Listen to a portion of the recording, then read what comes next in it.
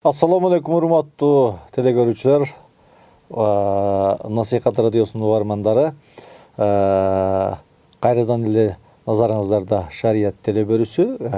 Кудай буюрса, 1 саат бою сиздер менен түз эфирде пайгамбарыбыздын коттуу хадистерини чечмелеп бергенге биз аракет кылабыз. Эгерде сиздерге жүрөктөрүңүздө өйгөн жашооңузга, диниңизге байланыштуу кандайдыр бир суроолор болсо, суроолорду берсеңиздер болот.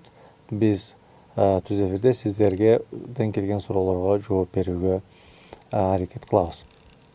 Биз бүгүн пайгамбарыбыз саллаллаху алейхи вассаламдын бир куттуу хадисине токтолуунун орунду көрүп турам. Баягы Алла пайгамбарыбыз саллаллаху алейхи вассалам дин өкүмдөрүн, динди 4 этапка бөлгөн деп айтылат. Биринчи этап бул парыздар, экинчи этап бул Алла Таала арам кылган нерселер, үчүнчүсү жазалар. Пайгамбарыбыз эгерде кайсы бир күнөө ишти кылсаң, бир чоң олуттуу ишти күнөөнү кылган болсоң, ошого мындай жаза берилет деп Кур'ан Керимде жана хадисте келген жазалар бөлүмү худуд деп коет. Анан кийин 4-сү болсо пайгамбарыбыз дагы Алла Таала дагы бир үн катпаган, унчукпай койгон нерселер бар. Бүгүн ушул темалардын тегерегинде сөз кылабыз. Пайгамбарыбыз саллаллаху алейхи вассаламдан келген куттуу хадисте Анаби Са'лабатал Хушайни Журсум ибн Нашир радияллаху анху ан Расулиллахи саллаллаху алейхи вассалам قال إن الله تعالى فرض فرائض فلا تضيعوها وحد حدودا فلا تعتدوها وحرم أشياء فلا تنتهكوها وسكت عن أشياء رحمة لكم غير نسيان فلا تبحثوا عنها حديث حسن ورواه الدارقطني وغيره. Sa'laba bin Jursum bin Naşir radiyallahu anhu rivayet kılan hadiste Peygamberimiz sallallahu aleyhi ve sellem aytып атат. Allah Taala sizlerge парыздарды, көптөгөн парыздарды буйурду. Фала тудайюха, ошо Кудай Таала парыз кылган, пайгамбарыбыз силерге буйруган, Кудай Таала парыз кылган нерселерди жокко чыгарып албагыла дейт. Ва хадда худудан, силерге бир чек коюп берди, чек ара коюп берди. Ошол чектен арып өтпөгүлө, ошол чызыктан арып өтпөгүлө дейт. Ва харрамал ашия фала тантахикуха, кээ-бир нерселерди арам кылды, ошол арам нерсеге жакындабагыла, арам нерсени кырбагыла дейт. Ва саката ан ашия, кээ-бир нерселерди силерге Кудай Таала рахмат кылып, ырайым кылып, Кудай Тааланын силерге мээрими төгүлгөн үчүн ошол нерселерди, кээ-бир нерселерди ачыктаган жок. Ошол нерселердин аркасынан, көп нерсенин аркасынан байкы чуңкур кетип, терең кетип изилдей бербегиле деген хадисте. Хадисте карасаңыз, жогоруда айткандай пайгамбарыбыз саллаллаху алейхи вассалам пайгамбар Алла Тааладан келген хадисте өкүмдөрдү 4кө бөлдү. Биринчиси парыздар. Бул мойнубуздагы милдетибиз. Ар бир мусулман адам, ар бир момун адам кылууга милдеттүү болгон, кылбаса күнөөкөр боло турган нерсе бул парыз амалдар. Парыз амалды кылсак, ошондо гана биз адам өзүнүн мойнундагы милдетин аткарган болот. Парыз амалды аткарганда гана адам жүрөгүнө бакыт келет. Парызды аткарганда гана адамдын жүрөгүнө тынчтык келет, бейпилдик келет, рахат келет. Ошон үчүн парыз деп бизге эң оболу, эң биринчи эмнеге токтолду? Парыз кылып калган нерселерди жок кылбагыла. Парыз кылган нерсени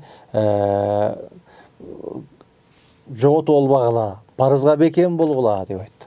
Андан кийин хадисте карасаңыз, ва хадда худудан фала та'тадуха. Хад деген нерсе бар. Шариатта хад деген нерсе бар. Бул баягы жаза кыргызчасы. Эгерде кайсы бир адам күнөө кылган болсо, уурлук кылган болсо, колу кесилет. Эгерде кайсы бир адам зына кылган болсо, таш бараңга алынат. Ушундай амалдарды баягы хадисте же аятта жазалары ачык айтылынган, мынча өлчөмдө жаза берилет, мындай өлчөмдө балак урулат, мынча өлчөмдө таш ыргытылат, өлүм жазасына тартылат деген жазалар шариятыбызда эмне деп эсептелет? хат деп эсептелинет да, ошол жаза деп эсептелинет. Алла Таала парыз кылган амалдар бар, ошол парыз амалдарга бекем болгула, парыз амалдарды жок кылбагыла деп атат. Андан кийин вахадда худудан фала та'тадуха, Кудай Таалам чек кылып берген. Ошол чекке чейин барсаң болот, андан арсаң өтсөң болбойт деп чек кылып берген. Ошол чектен ары өтпөгүлө. Алла Таала арам кылып койгон нерселер бар, ошол арам нерсени кылба эмес, арам нерсеге жакындаба. Фала тантахикуха, Кудай Таала арам бул нерсени кылба деген нерсени кылып койбогула, ал нерсеге жакындабагыла деди. Васаката анашия рахматан лакум, Кудай Таалам көп нерселерге силерге мээрим төгүп, ырайым төгүп, унчукпай койгон, үн катпай койгон. Пайгамбар да үн каткан эмес, ошол нерсени терең кетип, аябай терең кетип ичине кирип, чукулап издилдене бербегиле деп айтты. Демек, жогоруда айткандай, пайгамбарыбыз Алла Тааланын бизге түшүргөн өкүмдөрүн төрткө бөлдү. Биринчиси парыздар, экинчиси арам кылган нерселер, үчүнчүсү жазалар, хаттар, төртүнчүсү Кудай Таалам сүкүт кылып же ары же бери деп айтпаган нерселер. Мусулмандын мойнундагы эң чоң милдет, эң чоң парыз бул парыз нерселерди аткаруу, мойнундагы парызын аткаруу. Эң оболу, эң биринчи бардык нерседен мурун мойнундагы парыздарын аткаруу бул шариятыбызда бурулган нерсе. Ошондуктан динибиздеги эң биринчи парыз ла илаха иллаллах Мухаммад Расулуллах деп ыйман келтирүү, ыйман келмеси, ыйманга келүү бул эң биринчи парыз деп эсептелет. Экинчи намаз, үчүнчү орозо, зекет, ажылык, ата-энени сыйлоо деген сыяктуу ушундай парыздар булар биринчи орунда турган парыздар да. Ушул парыздар тикеленсе, ушул парыздар орундалса, ушул парыздар турса, адам баласы оңолот, адам баласы түздөлөт, адам баласы бейпилдик жашоого, жүрөгүнө тынчтык уралойт. Ошондуктан эң оолу, эң биринчи эмне деп айтты? Парыз нерсени, парыздарды эмне кылбагыла деди? Жоготпагыла деди. Жогоруда парыз бизде билесиздер экиге бөлүнөт. Парыз экиге бөлүнөт. Парыз айын, парыз кифая деп. Парыз айын деген сөз ар бир мусулманга милдет болгон, ар бир мусулман кылуусуна буйрулган амалды парыз айын деп айтат. 5 убак намаз парыз, ыйман келмес келтирүү парыз, орозо кармоо парыз деген сыяктуу ар бир мусулмандан милдеттүү түрдө талап кылынган амал парыз айын деп эсептелет. Ошол нерсени эгерде кимде ким кылса соо болот, эгер кылбаса күнөөкөр болот, эгерде кимде ким парызды чаңган болсо динден чыгып кафир болушу толук ыктымал. Парыздын экинчи түрү парыз кифая. Бул жетиштүү мусулмандар аткарган болсо, башка адамдардын мойнунан түшө турган амалды парыз кифая деп коет. Парыз кифая деген сөз бул бизде көпчүлүк учурда бир адам аткарса башка адамдардын мойнунан түшкөн амал деп айтылып жүрөт. Бул туура эмес түшүнүк. Жетиштүү адамдар аткарса башка адамдардын мойнунан түшө турган амалды парыз кифая деп айтат. Кээде мисал үчүн жөнөкөй бир мисал, Кыргызстанга бир 1000 тиш догдур керек. Эгер 1000ден аз болсо жетишпей калышы мүмкүн. Демек 1000 тиш догдур чыгарганга чейин ар бир кыргыз үй бүлөсүндө ар бир кыргызга ошол кесипти үйрөнүп парыз айын деп эсептелет. Качанда 1000ге жеткенден кийин анан парыз кифая болуп эсептелинет. Парыз кифая деген сөз жетиштүү адамдар аткарса башка адамдардын мойнунан түшө турган амалды парыз кифая деп айтылынат. Жогоруда айткандай бул парыз Кудай Таала тарабынан ачык, айкын, мындай кыяс менен эмес, же баягы зонный далилдер менен эмес, ачык, айкын, ишеничтүү далилдер менен парыз кылынган амалды парыз деп коет. Аны кимде ким кылса соо болот, кимде ким чанса күнөөкөр, чанса капыр болуп калышы да толук ыктымал. Андан кийин биз дагы токтоло турган маселе, бизде ошол худуттар бар, жазалар бар. Жогоруда айткандай худут деген сөз бул Кудай Таала пайгамбарыбыз саллаллаху алейхи ва саллям хадистеринде белгилүү бир өлчөмдө жаза берилген амалдардын баарын хат деп коет. Ушу хатка жакындабагыла, күнөө ишке барбагыла, жаман ишке барбагыла деп айтып атат пайгамбарыбыз саллаллаху алейхи ва саллям. Хадистин уланысында арам ишке барбагыла, жада калса арам ишке жакындабагыла деп айтып атат. Эң чоң сооп амалдардын бири, эң чоң жакшы амалдардын бири ушул арамдан алыс болуу. Арамды кылбай коюуң дагы чоң сооп болуп эсептелинет. Арамдан алыс болуң дагы чоң сооп болуп эсептелинет. Жаман ишке, жаман нерсеге барбай коюуң дагы чоң сооп болуп эсептелинет. Ошондуктан Алла Таала Кур'ан-ы Керимде Kul innema harrama rabbiyal fawahisha ma zahara minha ve ma batan. Allah Taala buzuku nerseni, jaman nersenin açığındağı, jaşırığındağı bari nemne kıldı dedi. Aram kıldı dedi. Demek Allah Taala aram kılgan nersenin artında çoğun danışmanlık var, çoğun hikmat var. Demek aram kılgan nerse adam balasının den soluğuna ziyan.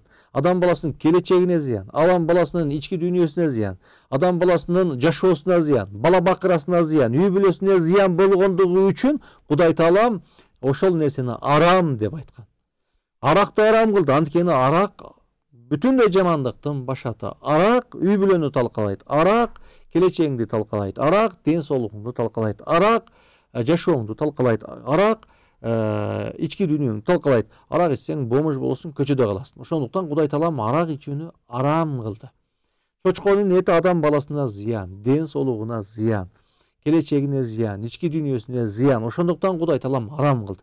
Кудай Таалам арам кылган нерсенин ар биринин астында адам баласы үчүн чоң олуттуу зыян, чоң олуттуу коркунуч болгондугу үчүн Кудай Таалам арам кылды. Ошондуктан арамды арамга жакындабагыла деди. Арамды кылбагыла, арамга жакындабагыла деп айтты Кудай Таалам. Ya eyyühellezine amenu la tuharrimu tayyibati ma halallahu lekum. Ошол учурда Алла Таала адал кылган нерсени дагы арам кылганга болбойт. Кудай Таалам мурунку хадисте өткөнбүз. Кудай Таалам адалды адал кылып ачыктады, арамды арам деп ачыктап койгон. Кудай Таала адал кылган нерсени эч ким арам кыла албайт. Арам кылган нерсени эч ким адал кыла албайт. Алла Тааланын мээрими менен, Кудай Тааланын ырайымы менен көп нерсе бизге ачыкталбай калганда, качанда адам баласы ошол аябай терең кирип кеткенде, аябай терең суроолорду бергенде, кээ бир адамдардын суроосу түгөнбөйт. Биринин артынан бири кете берсе, ошол жашоого жакшылык алып келбейт. Динден чыгып калышың мүмкүн, капыр болуп калышың мүмкүн, жашооңо зыян алып келиши мүмкүн. Ошондуктан эмне көп терең суроо берип, терең кирип кете берген бул жакшылыкка алып барбайт деп айтып атат. Баягы пайгамбарыбыз саллаллаху алейхи вассалам пайдасыз көп суроодон тыйган. Пайдасыз көп суроо бергенден тыйган. Кээ бир адамдар бар, ушул өзүнө кереги жок, кажети жок, жөн эле суроо бере берген адамдар бар. Кээ бир адамдар жөн эле билет, баардык нерсени билет, жөн эле сынаш үчүн сураган адамдар бар. Жөн эле кайсы бир адамдарды адаштырыш үчүн, бир туура эмес сөздү сүйлөтүш үчүн атайлап суроо берген адамдар бар да. Ушулардын баары динибизде кайтарылган нерсе, күнөө нерсе. Кээде ошол сурооң өзүңө зыян берип коюшу мүмкүн. Пайгамбарыбыз саллаллаху алейхи вассалам bir gün хутба кылып атат эле. Ошол жерде бир адам тура калып, "О Аллахтын элчиси, эгер пайгамбар болсоң айтчы, менин атам ким? Айтчы" деп айтты да. Анан пайгамбарыбыз саллаллаху алейхи вассаламга Жебрейил кабар берип, анан ошол жерде "Сенин атаң паланча" деп айтты да. Ошол аялдар тарапта ошол суроо сураган адамдын апасы да олтурган эле. Кайра келгенден кийин баласын жемелеп урушtu. Акмак, сен эмне деген суроо бердиң? Балким мен жаман иш кылып, балким мен күнөө иш кылып, сенин атаң башкадан болуп калганда, пайгамбар ошол жерде элдин көзүнчө ошол нерсени айтканда эмне болот эле билесиңби деген суроону берди да. Дагы да Кудайым сактап, ушул жаман ишке барган эмесмин, атаң паланча, адал жолдо төрөлгөнсүн, шерменде болгон жокпуз. Кокустан эгер адашып, мен пендечилик кылып адашып калган болсом эмне болот эле деген суроону берди да. Карасаңыз, кээде ушул суроону адаштырам деп берип атат, кээде өзүнүн апасы айткандай күнөө кылып, жаман иш кылып, адашып, пенде да адашып бир жаман иш кылып, анан ушул жерде элдин арасында шерменде болуп калышы толук ыктымал эле. Пайгамбарыбыз саллаллаху алейхи вассаламга бир сахаба келип, "Я Расулаллах, силерге ажылык парыз кылынды" десе, пайгамбарыбыз кайра келип, Аллахтын элчиси жылда парызбы? Оягын өтсө кайра, Аллах унчукпай койсо кайра келип, кайра жылда парыз болдубу? Жылда ажылык кылышыбыз керекпи деген суроону кайра сурады да. Шунда пайгамбарыбыз айтты: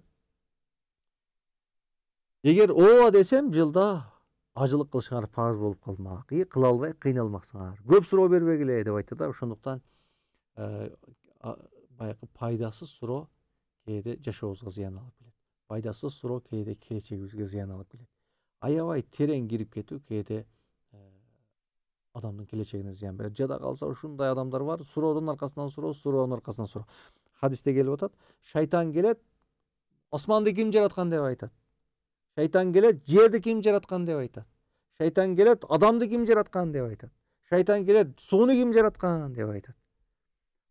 Баарын Кудай жараткан десең, шайтан сени жаман нерсеге алып барыш үчүн, капырдык алып барыш үчүн, Кудайды ким жараткан деген суроону да бериши мүмкүн деп пайгамбарыбыз айтты. Шайтан ушинтип азгырат. Кээде ушундай пайдасыз суроолордун аркасынан жүргөн адамдар бар. Ушул нерсеге пайгамбарыбыз эмне кылды? Тыюу салды.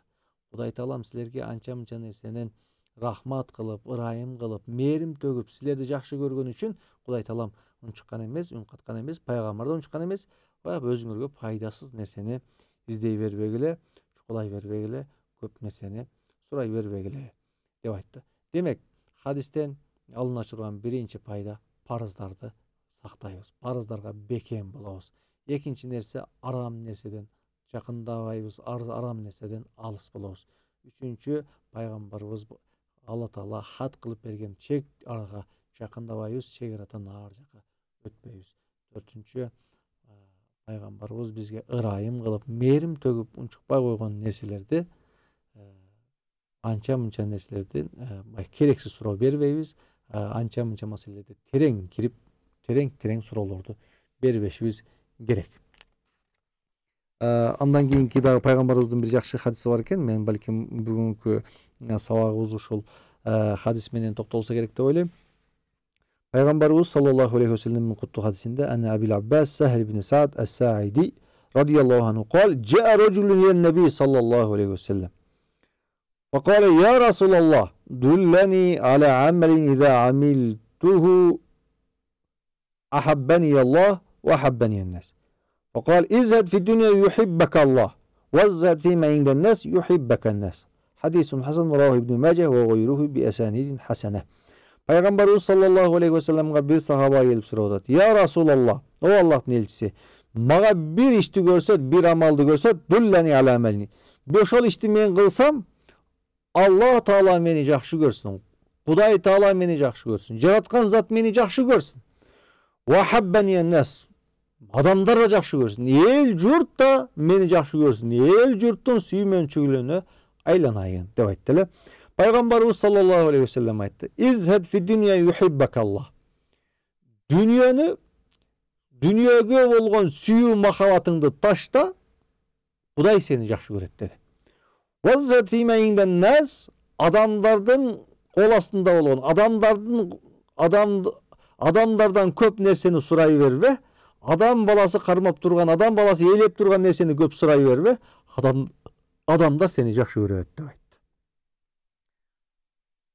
Баягы дүниөгө бизде зухут деген нерсе бар. Дүниөгө ушунчалык берилип, дүнүйө махабаты, дүнүйөнүн сүйүнүчү жүрөгүнө кирип кеткен адам Кудай Тааладан алыстайт. Намазын окубай калат, парызын окубай калат, арамды ылгабай калат, жаман жакшыны ылгабай калат. Ага акча болсо болду да, акчанын дүнүйөнүн сүйүүсү кирип кеткен.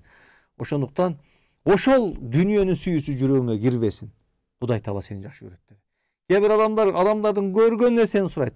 Жалтырак нерсени көрсө нерсени сурайт. Ушу кандай жакшы нерсе көрүнсө сурай бере турган адамдар бар да. Ушунчалык деңгээлде кээде паланча келатат дегенде коңшусу баягы лопаткасын, кетменин баягы үйүндөгү буюм тайымын бекитет. Паланча келатат, бекит алып сурайт депчи. Кээ бир адамдар ушунчалык деңгээлде адамдардан сурай берип жататып койгон да. Ошондуктан пайгамбар айтып атат, эгерде Кудайга жакшы көрүнгүң келсе, анда дүнүйө сенин колуңда болсун. Дүнүйө сенин жүрөгүңдө болбосун. Зухут кылгын. Захид болгон, зухут болгон. Дүнүйө сенин жүрөгүңдү багынта албасын dedi. Эгерде эл журт сени сүйсүн десең, эл журт сенин сен эл журттун сүймөнчүлүгүнө айлангың келсе, адамдардан көп сураба dedi. Адамдардан сураба. Адамдардын колунан тигини бер, мону бер, акча бер, тыйын бер, аны бер, тигини бер, мол жылтырагыңды бер, тигини бер деп сурай бербе, адамдар сени жакшы көрөт деп айтты. Адам баласынын табияты алганды жакшы көрөт, бергенди жаман көрөт. Берсеңиz сүймөнчүлүккө айланасыз. Сурасаңыз адамдар сизден жийеркинет. Ошондуктан иззат фима инден нас, адамдардан көп сурaba, адамдарга көп жалынба, адамдардан көп тилене бербе. Эл журт, адамдар сени жакшы көрөт деп айтты. Карасаңыздар, хадисте карасаңыздар, сахабалар ушунчалык деңгээлде бейишке киргенге куштар, бейишке киргенге ушунчалык сүймөнчүктүү айланган адамдар эле. Ар дайым пайгамбарыбыз: "О Аллахтын элчиси, бизди бейишке киргизе турган амалга багыттап кой. О Аллахтын элчиси, бизди оңой бейишке киргенге жолду багыттап кой" деп сурайт эле. О Аллахтын элчиси, биз канткенде элдин сүймөнчүлүгүнө айланабыз деп сурайт эле. Эң эле биринчи пайгамбар саллаллаху алейхи ва саллям эмне деди?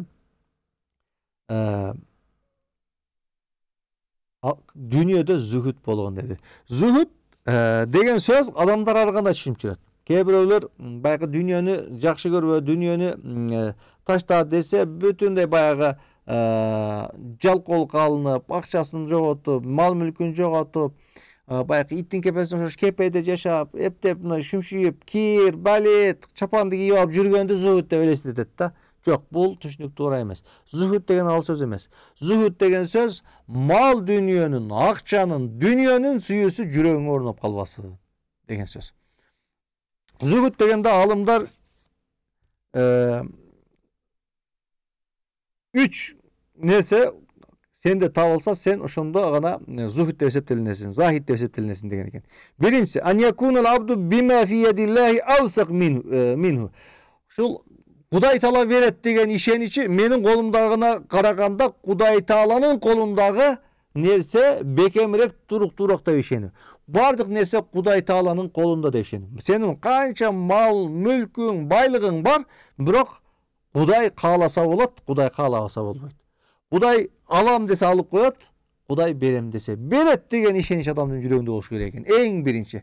Өзүңө баягы кээде адам баласы байыганда, кээде адам баласы бийликке отурганда баягы Кудайын ычанып, өзүнө өзү ишенип, ушундай боло баштайт да, текеберлене баштайт. Захид адам андай болбойт дейт. Бул ар дайым Кудай Таала жүрөгүндө. Кудай Таалам берди. Кааласа бүгүн алып коет, кааласа азыр алып коет. Кудай Таалам бийликти берди мага. Кааласа азыр алып коет. Секундта көз жумганча алып коюшу мүмкүн. Кудай Таалам байлыкты берди, Кудай Таалам кааласа алып коет. Секундта алып коюшу мүмкүн. Биз Кудай Таалага ишенем, Кудай Таала кааласа кыла алам, Кудай Тааласа каалабаса кыла албайм деген бир ишенич адамдын жүрөгүндө болуш керек экен. Зүхүттүн биринчи шарты. Экинчи шарты: "Ан якунал абду иза усиба би мусиба фи дунья". Эгер адам баласына бир мусибат келсе, акчасы кетип калса, жакынын жоготту, мал мүлкүн жоготту, бийлигин жоготту,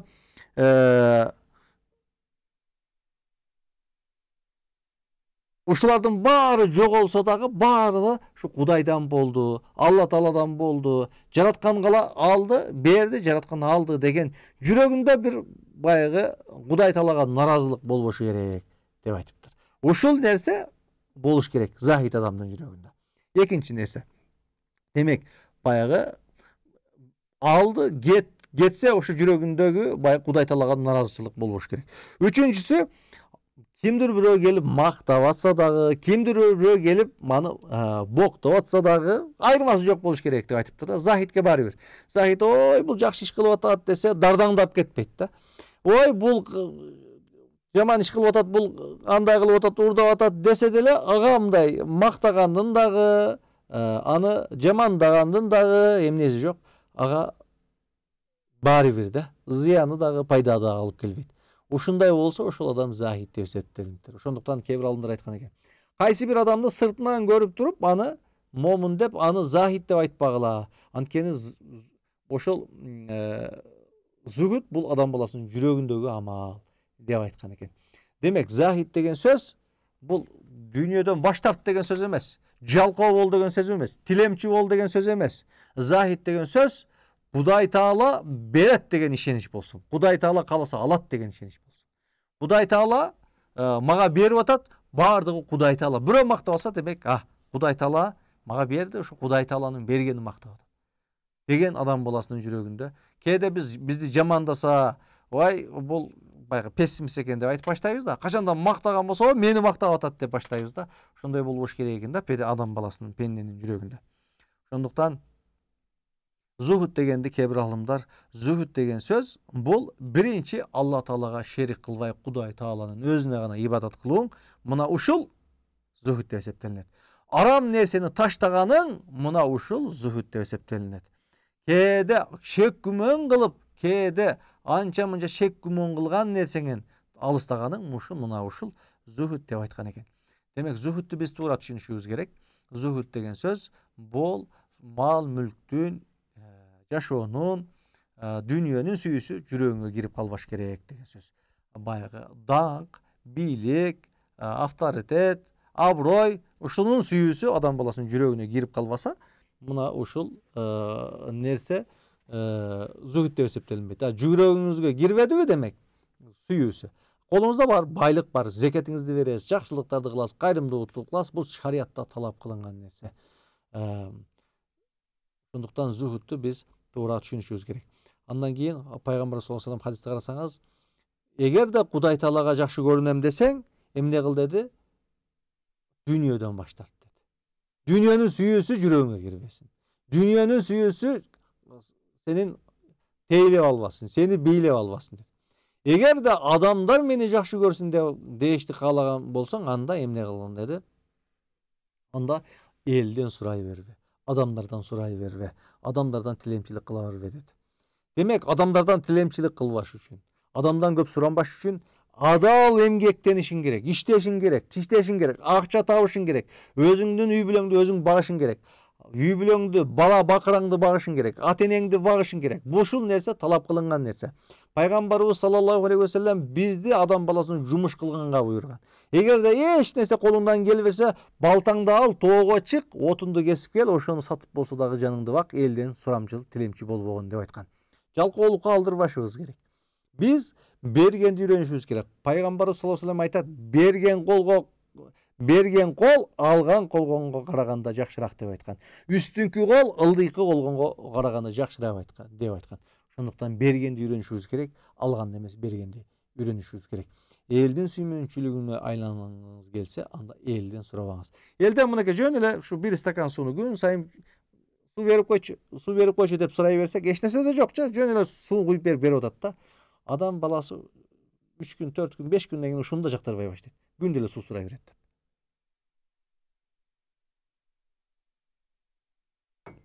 Ошондуктан баягы сахабалар зухудту ушунчалык жетип, эгерде төөнүн үстүндө бараса, камчы түшүп кетсе, ушу камчыны алып берип кой дебей, сахабалар өзү түшүп, ушу камчыны алган учурлар кездешкен экен да. Анткени ошол дагы кандайдыр бир деңгээлде адамдан суранып атасыз да, камчыны алып берип койчу, тигини алып берип койчу деп. Ошондуктан биз көпчүлүк ишти элден суранбай өзүбүз кылганды үйрөнүшүбүз керек, элпек болгонду үйрөнүшүбүз керек. Адам баягы бийлик колуна келгенде, байлык колуна келгенде ушундай өзү кыла турган нерсени деле кээде ушу талап кылып үйрөнүп алабыз да. Аны кылып кой, тигини кылып кой, муну кылып кой деп. Ошол нерселердин баардыгы шариятыбызда жакшы нерсе эмес.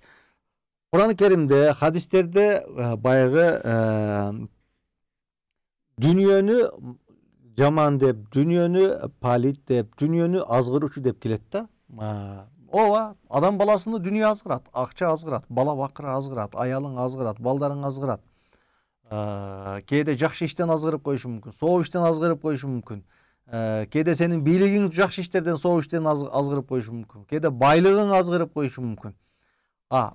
Качан адам баласынын жүрөгүнө сүйүү, ошол мал мүлктүн, дүйнөнүн сүйүүсү келсе, ушинтип азгырып кетет экен. Ошол сүйүүгө, мал мүлктүн сүйүүсү жүрөгүнө кирбеген адам ушинтип азгыра албайт экен да. Ошондуктан сүйүү мал акчага, мал мүлккө, байлыкка, дүйнөгө болгон сүйүү адамдын жүрөгүнө орнотпогонго аракет кылыш керек экен. Баарыбыз жакшы көрөбүз, баарыбыз байлыкты жакшы көрөбүз, баарыбыз акчаны жакшы көрөбүз да. Адам баласынын табияты жакшы көрөт. Бирок ошол нерсени жүрөккө киргизбеш керек. Ошол нерсени жүрөккө орнотпош керек. Кээ бир адамдар кичине байлыгы банкрот болуп калса, кадимкидей ооруп калат. Кадимкидей жүрөгү кармайт. Кадимкидей баягы өзүн кармай албайт да, анткени байлыктын сүйүүсү жүрөгүнө орногон да. Кээ бир адамдар баласын жоготса, кээ бир адамдар үй бүлөсүн жоготса, өзүн кармай албай ооруп калат. кыйналып калат да. Анткени сүйүүсү ушу жүрөккө кирип калганда биз ушундай иште ишенич болуш керек. Бизге баарын Кудай Таала берип атат. Кудай Таала каалаган учурда алып коет деген бизге ишенич болсо, ошондо бизде мындай ошолорго болгон сүйүү кирбейт. Биз эң биринчи Кудай Таалага болгон сүйүүнү, акыреттин сүйүүсүн коюшубуз керек. Элге жакшылык кылууну ойлошубуз керек. Ошон үчүн Кур'ан-ы Керимде бел ту'сирунул хайата дуnya вал ахиру хайру ва абqa, акыреттин жашоосу бул түбөлүктүү, ал эч качан жок болбой турган, ал эми дүйнөнүн жашоосу бул кала турган нерсе деп келет. Кул матау дуnya qalil вал ахиру хайру лиман иттаqa. Айткын, о Мухаммад, бул дүйнөнүн рахаты аз гана, ал эми акыреттин рахаты бул түбөлүктүү деп келет. Фала тагурраннакум ал-хаяту дуnya ва ла ягурраннакум биллахил гурур. Силерде бул дүйнө азгырып кетпесин, байлык азгырып кетпесин, бийлик азгырып кетпесин. Ва ла ягурраннакум биллахил гурур. Силерде ушул алдамчылар азгырып кетпесин. Кудай Тааладан алагды болуп калбагыла деп келип атат. Бизге берилген убакыт аягына жетип, бизге суроолор келе баштады окшойт. Суроолорго жооп берип коелук. Ассаламу алейкум. Мен кызы бар аял алсам болобу, бирок ата-энем каршы болуп атат. Шариятыбызда негизи кызы бар, баласы менен адамга үйлөнсөңүз боло берет. Шариятыбыз буга эч кандай каршылык көрсөтпөйт. Үйлөнсөңүз боло берет негизи. Бирок үй бүлө деген ушундай нерсе, кээде ата-энеңиз менен кеңешип, жакындарыңыз менен кеңешип иш кылганыңыз оң. Эгерде бойдок болсоңуз, үйлөнө элек болсоңуз, анда мен дагы сизди баягы бойдок кызга үйлөнгөнүңүздү туура көрөм. Анткени пайгамбарыбыз саллаллаху алейхи ва саллям айтат, бир сахаба келип, я Расулалла, мен үйлөндүм эле десе, ким кандай кыз алдың десе, жуан алдым дейт. Ошондо эмнеге жуан алдың? Кыз албайт белең? Хия тулаибука ва анта тулаибуха дейт да. Сен кызды, ал кыз сени эркелетет эле, сен аны эркелетет элең деп айтканда пайгамбарыбыз кыз алганга үндөгөн. Эгер бойдоктор болгон болсо, анда бойдокторго үйлөнгөнү дурус деп ойлойм. Үй бүлөдө ата-эненин ыраазычылыгы керек. Ошондуктан абайлаңыз, тилин тапканга аракет кылыңыз. Эгерде тилин тапсаңыз, андай кызы менен, баласы менен үй бүлөгө дагы үйлөнсөңүз боло берет. Шаввал розосунун ниетин кандай кылыш керек? Шаввал розосунун ниетини ушу жүрөгүңүздө Шаввал розосунун ниети орундалса болду. Талаффуз ооз менен айтыш шарт эмес. Шаввал айындагы 6 күндүк орозону ниет кылдым деп ниет кылып койсоңуз боло берет. Мени эжем алама дайыма каргатат. Апама дейт ошойт, апама дайыма каргатат. Мен өзүм бетке айтчу болуп жаралып калганмын. Эжемин бетине айтып салам. Туура эмес да, мына ушул. Менде ушундай нерсе бар. Мен бетке айтып салам, анан кийин тигиндей кылам, мен тигиндей кылам деп өзүңүздү өзүңүз бузасыз да. Ошондуктан эч качан баягы бир тууганыңа, жакыныңа антип катып айтпаш керек. Сылык, сыпай айтыш керек. Жакшы сөз сүйлөгөндү үйрөнүшүбүз керек. Көпчүлүк учурда жаман сөздү айтабыз, жакшы сөздү айта албайбыз. Бүгүн бар эжеңе, ал сенин бир тууганың, жакының, эжеңен кечирим сура. Эже, мен кечирип коюңуз, ийгилик кыла албадым. Кечирип коюңуз десең, эжең кадимгидей жумшарат. Анан кийин башка нерсени айтсаң болот. Бир тууганың менен жакшы мамиледе бол, эжең менен айтышпа, мээрим төк, ырайым төк, корго, жакшы мамиледе бол. Азан угулбай өзүм азан чакырып окуй берсем болот. Намазды азан угулбаса өзүңүз азан чакырып өзүңүз окуй берсеңиз болот. Азан угулган жерде азан айтыш шарт эмес, угулган жерде айтсаңыз боло берет. Менин кайын журтум үйгө келип жуунуп таранып кетишет. Кээде жүдөп жактырбаймын. Бул күнөөбү? Жактырыңыз. Кайын журтуңуз келгенде келиңиз деп жүзүңүздөн жылмайып кетпей турсун. Ысык тамагыңызды бериңиз, ысык чайыңызды бериңиз. Адам баласы кээде ушинтип азгырылат, анан жүдөп калам, кыйналып калам дейт да.